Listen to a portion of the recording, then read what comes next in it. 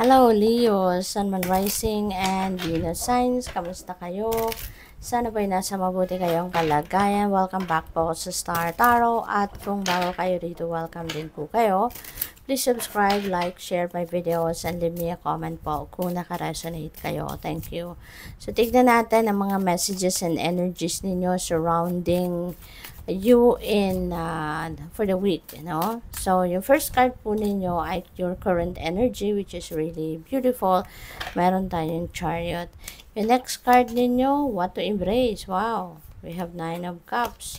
What to avoid, and dapat ninyong iwasan. Ayan, so we have the 9 of Swords. Ayan. So, ano yung mga dapat, yung mga accomplishment ninyo? Anong po pwede maging accomplishment ninyo sa ngayon? We have the Tower energy. Ano mga blessings and opportunities ninyo? We have the King of Swords. Ano yung possible na obstacle? We have the Ace of Cups. At advice sa inyo ng spirit niyo, we have the Moon. Ayan. So, yung theme ninyo for the week, we have the King of Wands. Ayan. So, this is a very influential person, si King of Wands. So, this is also your energy. So, most likely, baka ang iba sa inyo, kayo ito na talagang nandoon na kayo ngayon sa pinnacle of success, lalo-lalo na pagdating sa inyong karera.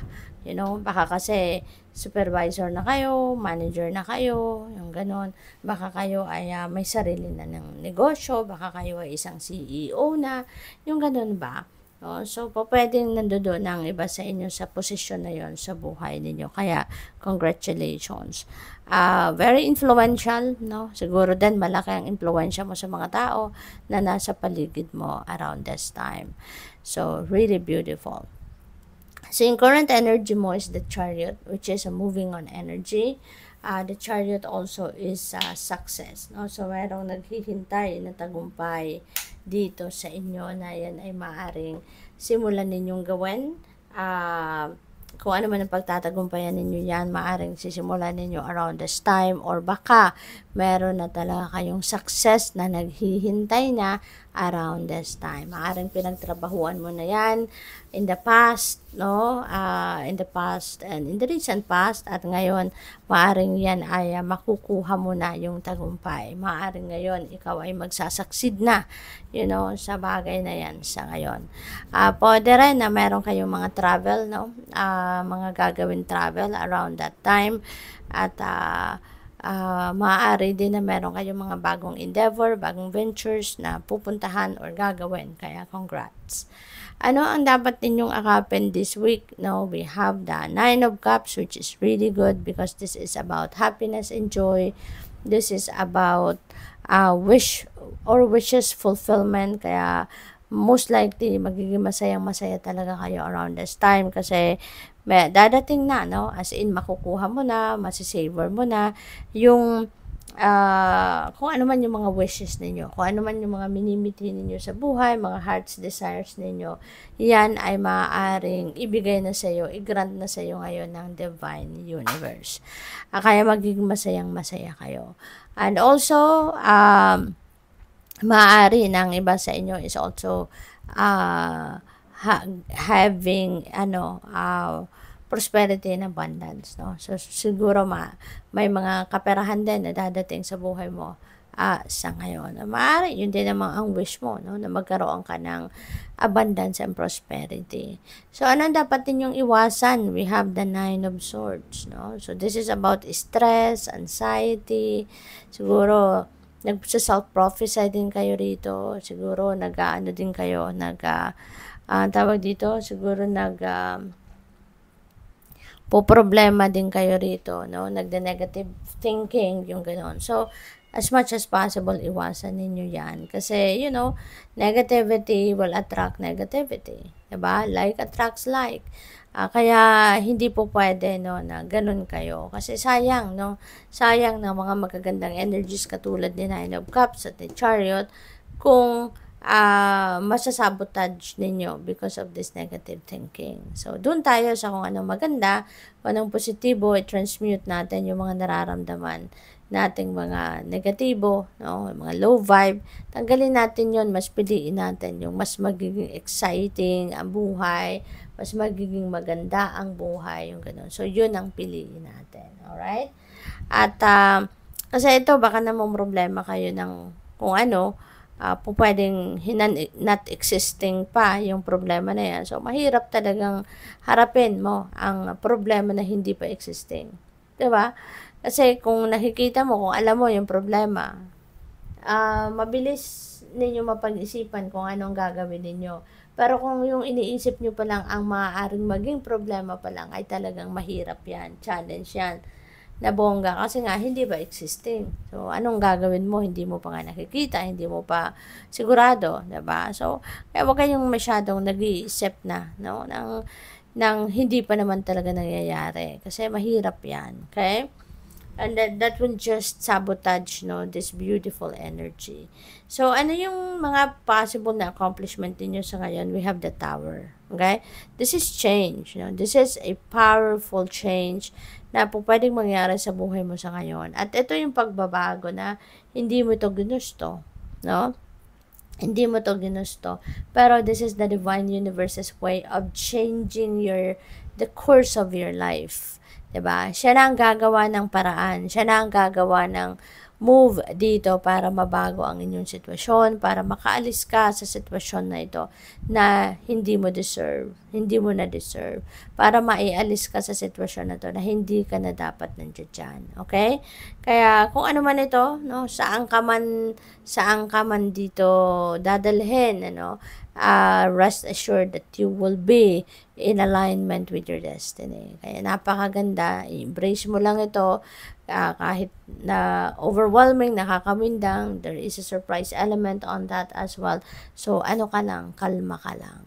Okay? Kalma lang, and just embrace it, no? And just trust the divine plan. Because the divine is intervening in your circumstances ngayon para mas maging maayos, mas maganda ang buhay mo. Okay?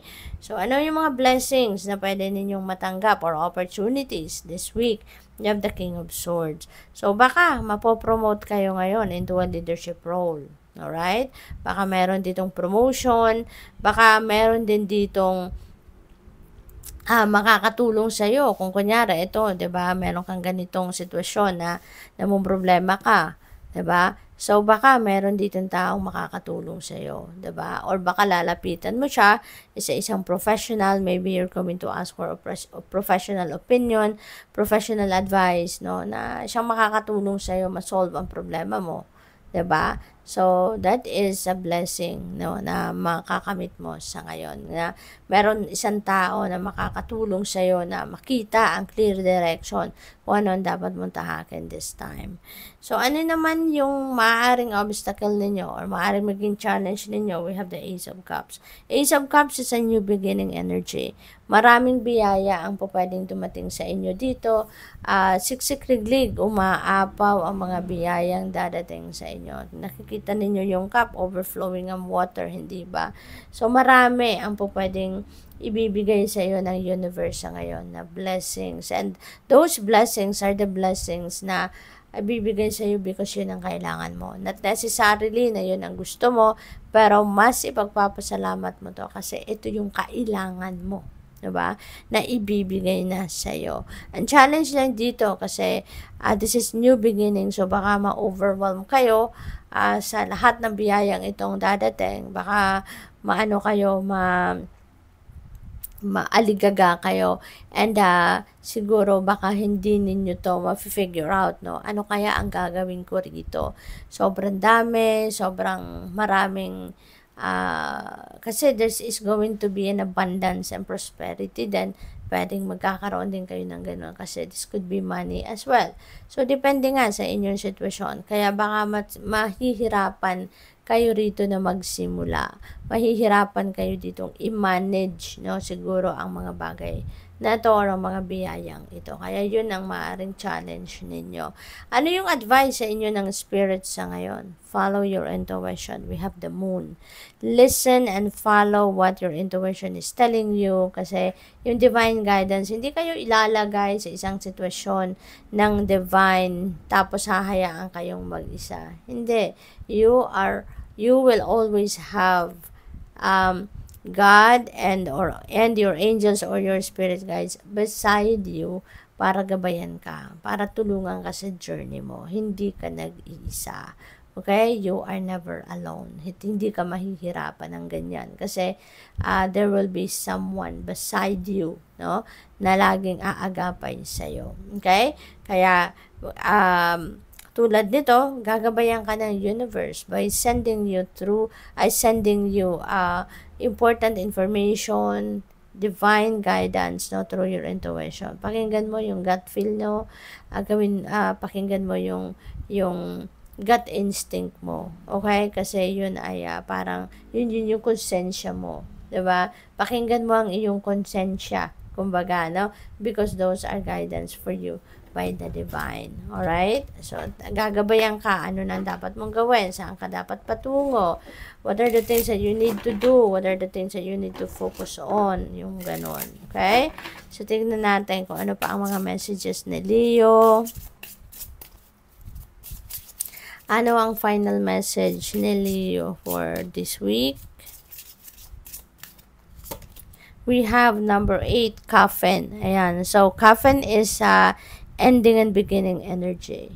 You know, nakasara na yung coffin, ibig sabihin nito, tapos na to, or tatapusin mo pa lang, no? Depende yan sa inyong sitwasyon. But this is something, no, na hindi nito kailangan sa buhay mo. This is something na tapos na yan, tapos na ang purpose niyan sa buhay mo. Kaya wag mo nang pagtuunan pa ng pansin, or wag mo nang akapin ng sobra, because that has to end. Okay, that has to end. Maaari na ito 'yon, 'di ba? Yung pag-worry mo, pag nagkakaroon ka na tuloy ng anxiety, 'di ba? It has to end, kasi otherwise it will sabotage the beautiful energy surrounding you, 'di ba? This is the time na kailangan ng baguhin ang inyong sitwasyon talaga. Kaya meron tayong tower moment, because divine timing has come for your life to change. Okay? It's about time na to bid farewell, kumbaga, sa mga old attitude mo, sa mga bagay, no, or tao, or situations that doesn't serve your highest good anymore. It's time for you to let them go. It's time for you to release them, or release your life, or release yourself from those old stuff, old patterns, mga ganon, para makapag-welcome ka na ng bago, okay, sa buhay mo. To give yourself an opportunity for a rebirth, para maging mas maayos, mas maganda, mas masaya ka na, okay? Good luck sa'yo. Thank you for watching. Love and light. Namaste.